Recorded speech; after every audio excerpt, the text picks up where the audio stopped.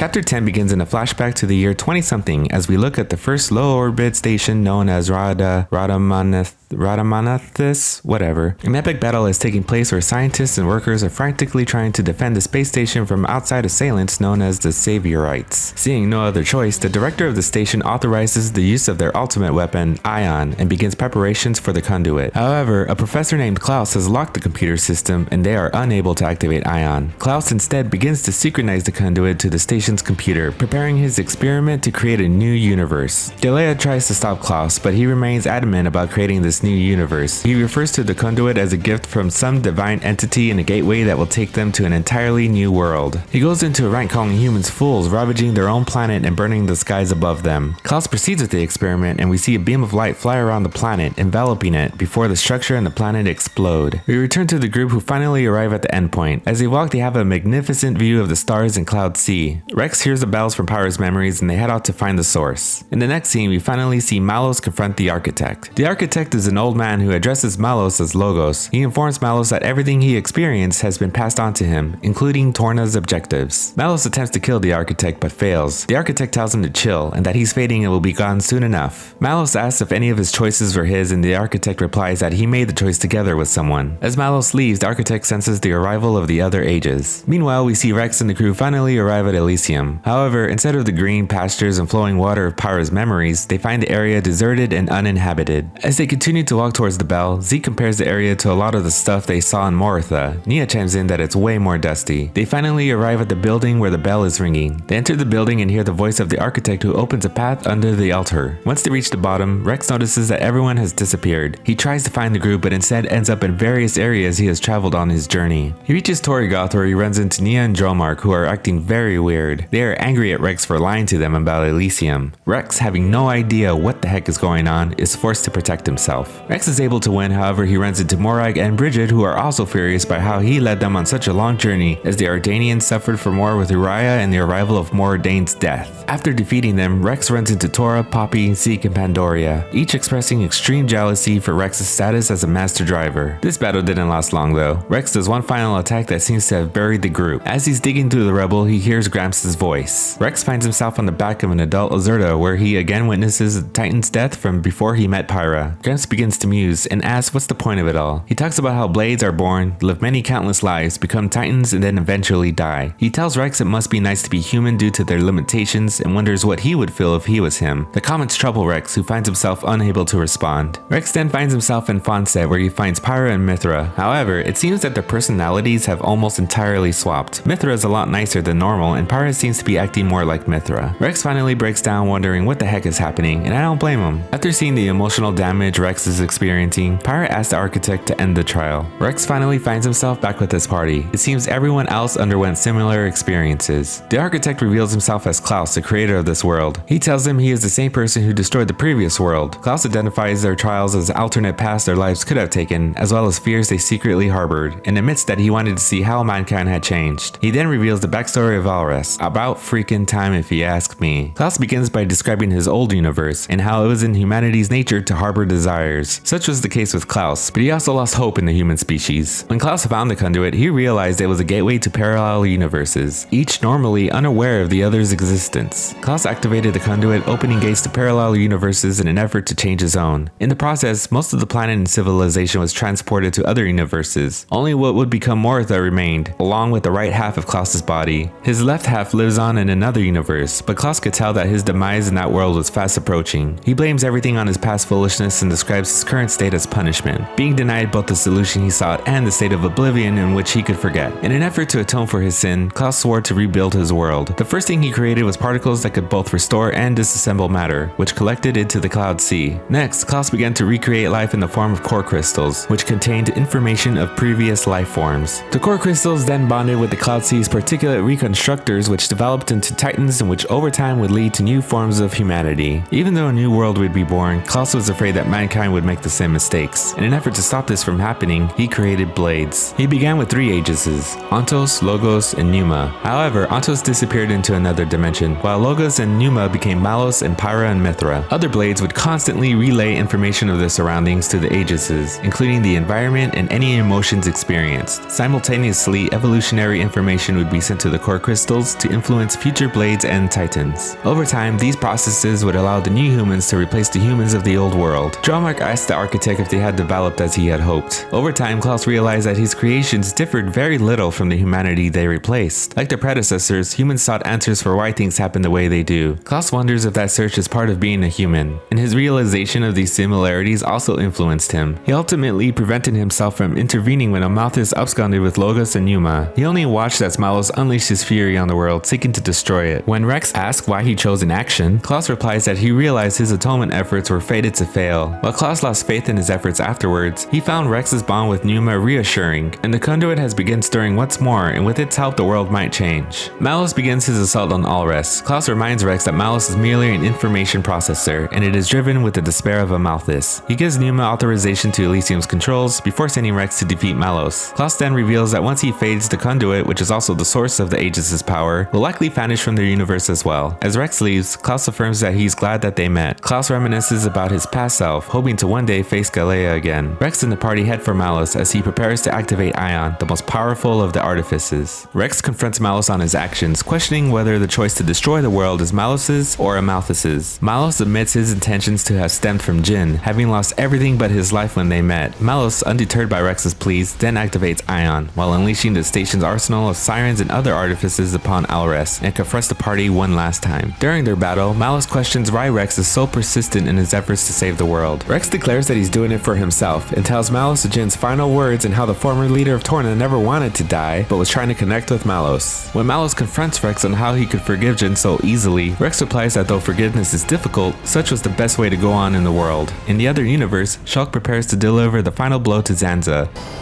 Today, we use our power to fell a god, and then seize our destiny!